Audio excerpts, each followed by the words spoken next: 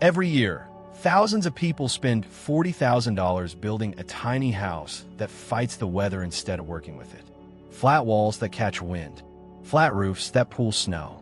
And then there is this shape, the cone.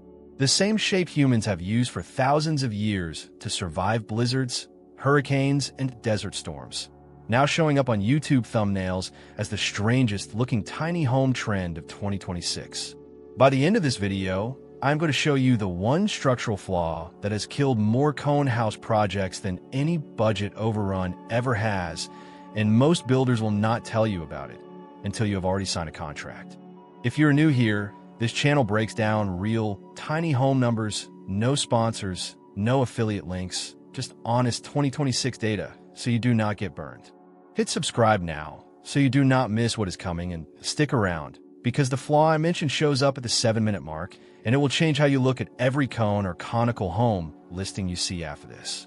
Before it was a trend, the cone was engineering. Plains teepees were built as conical structures for one simple reason. The shape naturally sheds wind. Builders and historians who study these structures note that the conical form of a teepee keeps it stable in the high winds that regularly sweep across open plains, and the closable smoke flap at the top keeps rain from getting inside, even during a storm. That is not folklore. That is aerodynamics. A cone presents no flat face for wind to slam into. Gusts wrap around the curve instead of pushing against a wall like they would on a rectangular tiny house. The same logic shows up in modern yurts, which use a conical roof for the exact same reason. The roof shape presses weight downward and outward evenly, which is part of why yurts hold up better under snow load than a flat roof structure of the same size. Today, cone-shaped tiny homes fall into three real categories. The first is the teepee-influenced build, a wood frame structure with a full conical roofline from floor to peak, often with a raised sleeping platform and a central stove, similar in spirit to the teepee house built in Yellowknife, where architect Keon Naji designed a modern residence around the conical form specifically because of how well it performs in extreme northern wind and snow conditions. The second category is the cone roof cottage, where the walls are mostly vertical, but the roof rises into a dramatic peak. One well-documented example is a 2-story cottage with a conical ceiling reaching 35 feet at its peak, built by Silo Studio, with a bedroom loft tucked near the top and a full kitchen and living space below. It looks like something out of fairy tale, but the structural logic is identical to the teepee, a steep, unbroken roofline that ice and rain cannot sit on.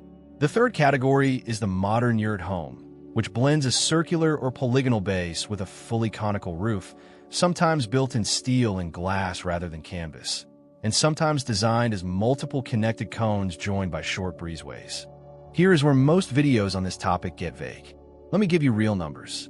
Across the tiny home industry in 2026, standard rectangular builds run somewhere between $30,000 and $90,000, depending on size and finish level, with most site-built homes falling in the $200 to $450 per square foot range. That is your baseline. Cone and conical structures do not follow that baseline. Because the shape requires curved or radially framed roof trusses, custom angle cuts, and specialized labor, industry cost guides classify this kind of complex geometry as a build type that can add 20 to 40% on top of a standard tiny home budget. That means a cone-shaped tiny house that would otherwise cost $50,000 as a rectangle can realistically land between $60,000 and $70,000 once you account for the framing complexity alone. Yurt-style builds sit slightly lower because manufacturers like Pacific Yurts and Colorado Yurt Company have refined the lattice and roof ring system into a semi-kit product, which brings labor time down. A finished, insulated yurt home in the 24 to 30-foot diameter range typically lands in the $50,000 to $90,000 zone once you add a platform foundation, insulation upgrades, and utility hookups, according to current yurt housing guides. Teepee-influenced wood frame cones, the kind with a full structural conical roof rather than a lattice and canvas system, are the most expensive of the three because every rafter is a custom cut and there is no standardized truss package on the market. Expect professional builds here to sit closer to the $70,000 to $120,000 range for a fully finished, code-compliant version. This is not just an aesthetic choice.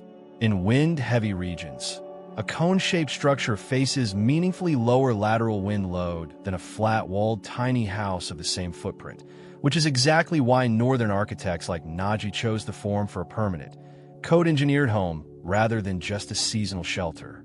In snow-heavy regions, the steep, unbroken pitch of a cone sheds accumulation before it can build into a structural load. The same principle that keeps traditional yurts standing through winters that would collapse a poorly designed flat roof. There's also a thermal argument. A cone concentrates volume toward a single central point, which means heat from a wood stove or central heat source rises and distributes symmetrically instead of pooling in far corners the way it does in a rectangular layout. People who have lived in teepee-style structures consistently describe them as surprisingly warm and easy to heat evenly, even with a single, modest heat source. Now, if you're already picturing yourself under a 35-foot cone ceiling, hold that thought, because I still have not told you the flaw. And I promise you, it is the reason most cone home projects either go massively over budget or get quietly abandoned halfway through framing. Every cone-shaped roof funnels toward a single point at the top. On a teepee, that point is an open smoke flap designed to vent, not seal. On a modern, fully enclosed cone tiny house, that same point becomes the single hardest place in the entire structure to waterproof.